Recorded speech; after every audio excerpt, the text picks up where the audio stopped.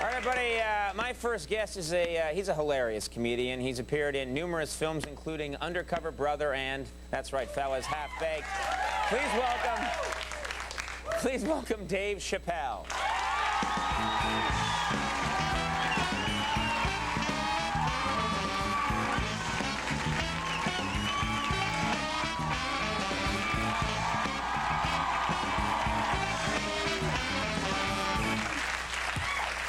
You, my friend. It's good to be back, man. It's a good day any day you're here.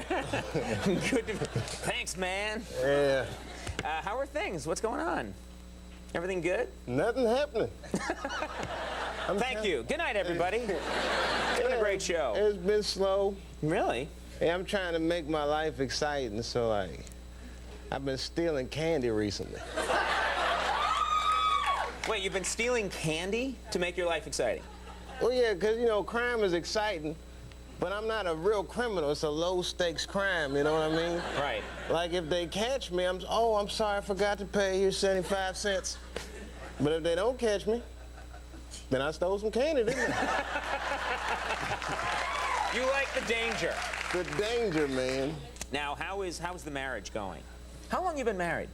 Wow, 2 years now. 2 years. And it's been going great, man. Because, you know, me and my wife have a real traditional marriage. Like, I'm the breadwinner, and, you know, she raises the kids and stuff. And a lot of her friends are, like, corporate.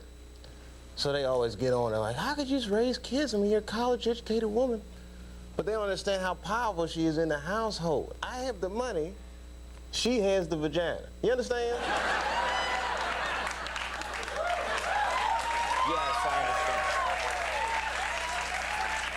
Yes. Yes, I understand that. Yes. The vagina is stronger than money. Stronger than money? Yes. If I could, I'd put one in my wallet. I would get a whole new wardrobe. And then I go to pay for it and say, this is going to be cash or charge. And I say, I'll pay with my vagina. You just take that in the back and process it. I'll go get lunch. Uh-huh. Unless the salesman's gay, he's like, I'm sorry, sir, this vagina is declined.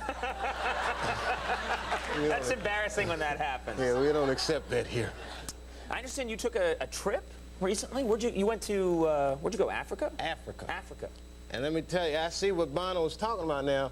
It has redefined poverty for me. Mm-hmm. You know, like, people are just poor there, man. I actually found a letter on a bus. This guy was like, an African dude was on the bus. I always wondered why an African guy would come to America to be poor or something if he's not making it. And I read the letter, and it was real touching. It was like, dear Mom, things are going great for me in America. I just moved into a plush building called The Projects. And next week, I'm getting my first book of food stamps. I'm blowing up. And if things continue at this pace, I will send for you very soon. So I asked this other girl I knew from Cuba. I'm like, look, man, I see these people coming over on rafts, you know. It's like, well, what's going on in Cuba? And she says, the people in my country are very poor. She says, I know women in my village. She actually said this. She said, who have sex with men just for chocolate. Just for chocolate. Yeah. I said, that's terrible. I mean, in my mind, I'm thinking, I am going to Cuba with a bag of candy. Like, I had my tickets booked for the day after Halloween. Bring the plastic pumpkin with you? That's right. Jack-o'-lanterns, everything. What you want, girl? I got Zog nuts. Zag nut. Now, what you've always seemed to me, one of the things I like about you, you do very smart comedy. What kind of student were you? Were you a good student? Not at all. Which people are surprised, but I was really, things like I can't read well. I mean, don't get me wrong, I can read. I didn't say you couldn't read. Well, it's not, you started this. I can read, but I'm just like slow reader. Like, remember when all the kids would sit in a circle and read in school? I'm that kid when it was my turn, all the other kids be like, damn! Because I stutter over the words.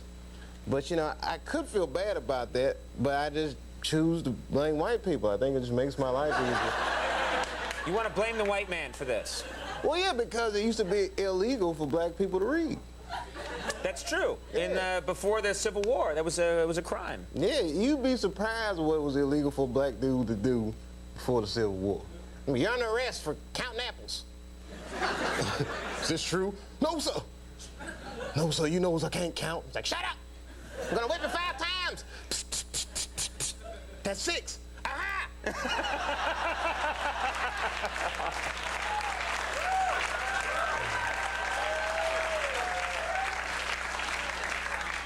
Now, how were you on? So you were good in history at least. I mean, you know that. So history a good subject for you? I mean, I love history. Like now I watch the History Channel and then I realize how much I missed in school. Like they had this thing on the other night about Hitler. And I had heard about Hitler. You know, I'm not an idiot, but... I didn't say you were an idiot. I'm a little defensive when it comes to my education, but... Right.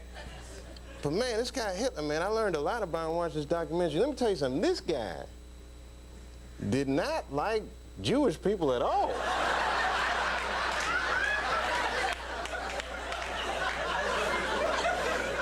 That's good. Learning a lot of stuff there. Yeah. It's good that you have that channel. It was a breakthrough.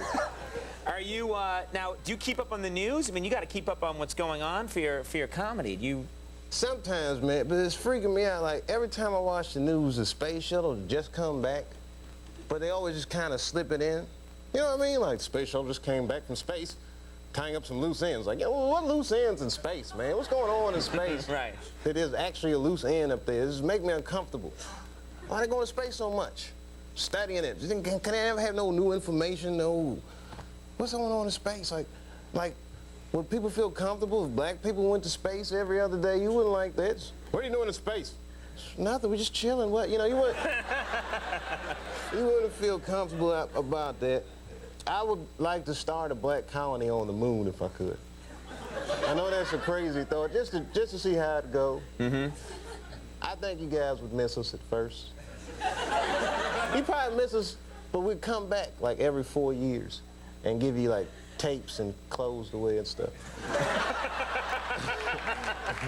Help us with our fashion sense, yeah. Yeah, every 4 years, and then we'd participate in the Olympics. It'd be like the whole world will have a lottery to see who gets the black dude. Like Spain gets the black guy and the gold. Congratulations, Spain. You have a lot of good ideas. That's actually a terrible idea. Well, Chappelle's show premieres on Comedy Central in January. Yeah. It's called Chappelle's Show. I wanted to make the most narcissistic show ever. So I said, I'll just call it Chappelle Show. And it's basically like if my joke book had come to life. Right. That'd be it. You know, sometimes you write things that aren't good for your act. But you say, this is funny, I wish someone could see this. Right. It's a whole show with weird things like that. Well, it'll be a great show. I swear to God, you're the funniest guy I know. Man, thank you very much for being here. Dave Chappelle, Paul Rudd, coming up. We'll be right back.